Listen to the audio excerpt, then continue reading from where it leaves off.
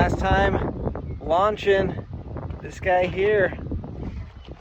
We're gonna outrun this storm.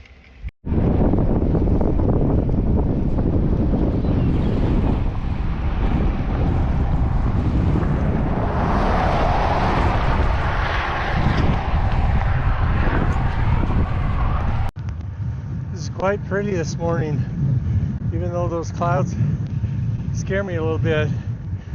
Kind of an interesting thing is we stayed in Glendive last night, and then Justin drove me back to here this morning. And this, I think there's a major BNSF train station in Glendive, and these trains right here go on for 22 miles. Have nothing but trains. It's pretty amazing how many there are. I don't know, there's got to be well more than 1,000 trains. Well, this is an interesting development. I'm riding through a hailstorm. Oh boy. And this headwind is a beast. It's a good thing I have a helmet on. Oh, fuckers hurt. Hopefully they'll get bigger.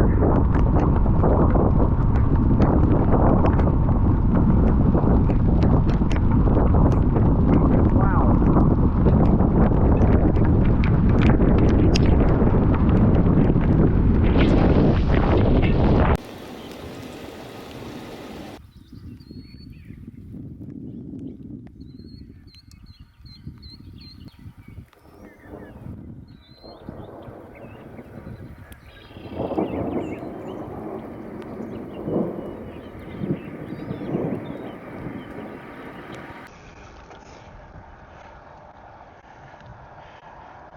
The sun's out, the storm has passed for now, and it's a beautiful morning. It is windy, but all in all, it's a beautiful day. Look at that. Storm's over there right now. Hopefully it keeps going that way and gets out of here.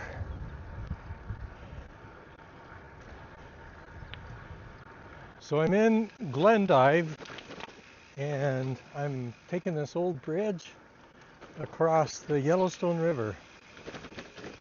Wow, that's a big river.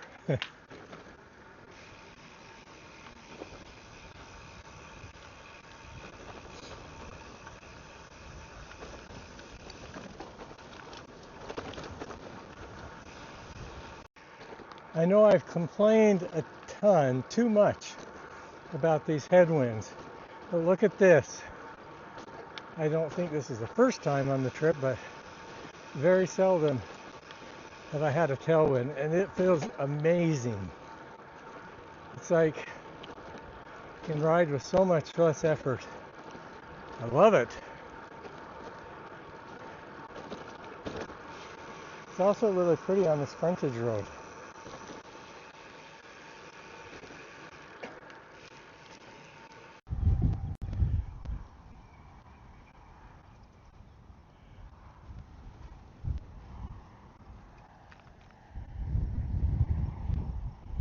Okay, I'm heading up the road, and got a little bit of time to burn, so I thought I'd tell how kind of my life of being involved in endurance sports and kind of sports in general, how I got into this, doing these kind of crazy things.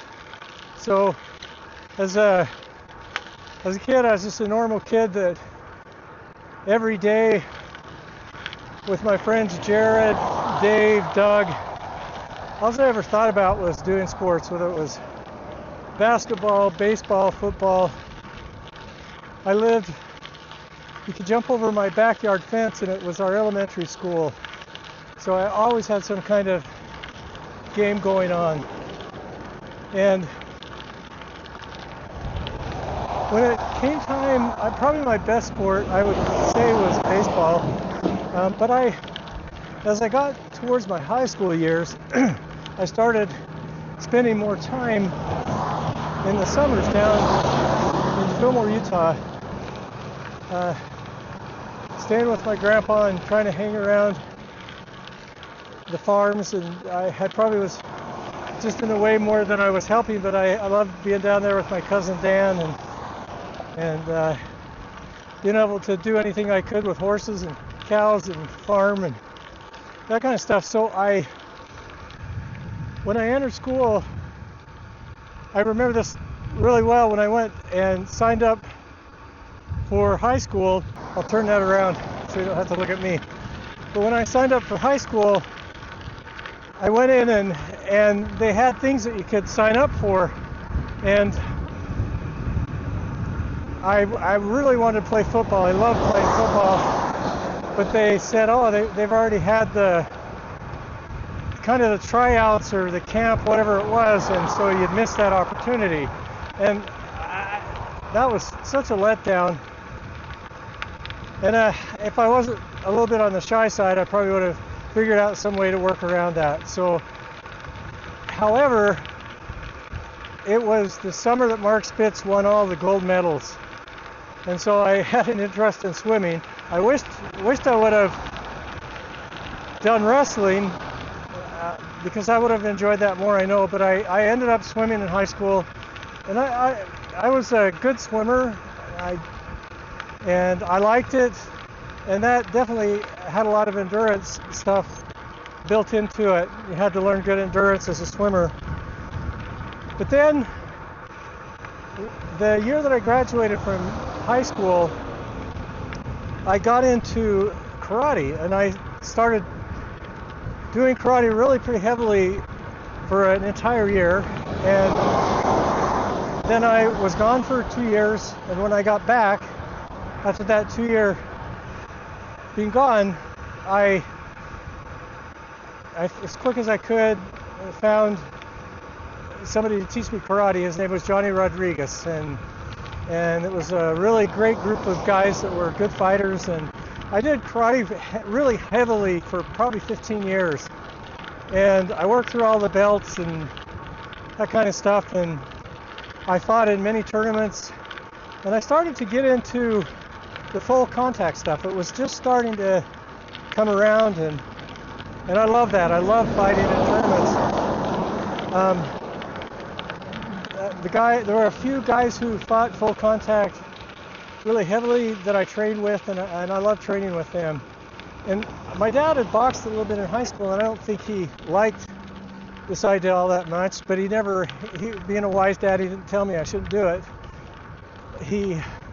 But he had always been a really good endurance athlete. He was very into running, and he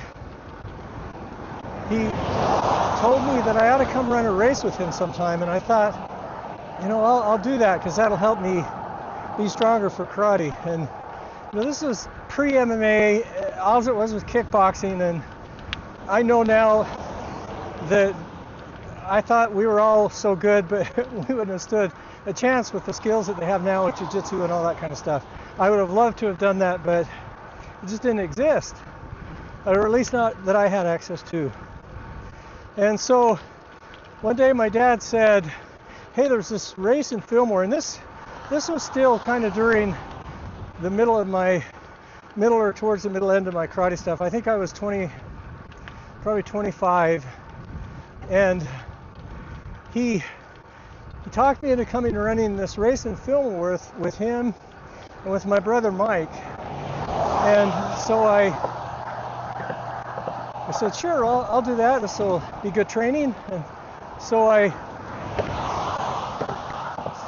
drove to Fillmore early on a Saturday morning and met my dad and Mike there. And I didn't have any, we were quite poor. I didn't have any running shoes. I didn't have any running pants. So my dad had loaned me an old pair of his running shoes. And then this is going to sound really stupid, but I didn't know any better. I didn't have any running pants, so I wore my karate gi. And this was a 10K, and This was kind of as running was really becoming popular. I think it was 1983 or 84. And I lined up at the race, and even though it was the small town of Fillmore, there were a lot of people there. And there were some runners that had come in from Salt Lake, and you could tell some of them were really into it, really good runners. And there was a guy who lined up alongside me, and he was all decked out, and you know, he's had his singlet on and his nice running pants and nice running shoes, and here I looked like a dump. And he looked over at me and he said, "Why are you wearing those?" And I just said, "That's all I have." But inside I thought, there's only one person I'm going to beat in this race, and it's you. And so the gun went off, and although I hadn't run, I had been training really hard, so I was in pretty good shape and was young. And I think I ended up taking like second or third place, something like that in that race. I mean, it wasn't an amazing time or anything like that, but it was pretty fast for me for that time. And I ended up beating that guy by quite a bit. I was very happy with that. And so that kind of triggered something, and I thought, you know, I may enjoy this running. That's kind of fun. It still took a little bit more time, and I'll tell another story another day. This has already gone on too long and too boring. But I'll tell how the next thing at a later time, how I got into a really cool horse and running race called the Ride and Tie. That was something that I did for about another 10 or 12 years, really heavily. And that was a great endurance thing. But anyway, that was my start in running. I'd like to say Montana has been easy, but it has not. It's had mountains, tons of hills and headwinds, but what a beautiful state. I'm so happy to have been able to do this and make it through it. And there's Justin. Justin shepherded me the entire way through. It's been so nice. Say hi, Justin. Justin's my Montana savior. Montana's Still alive. This guy just rode across the entirety of Montana. How'd it feel? How did Montana feel? It was beautiful and mean and hilly and windy and mountainy and amazing. On to North Dakota. I'm leaving, but he's going.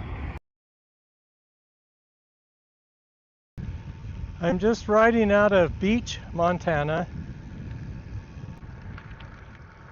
So I'm going to keep going for a little bit longer. I'm at 71 miles.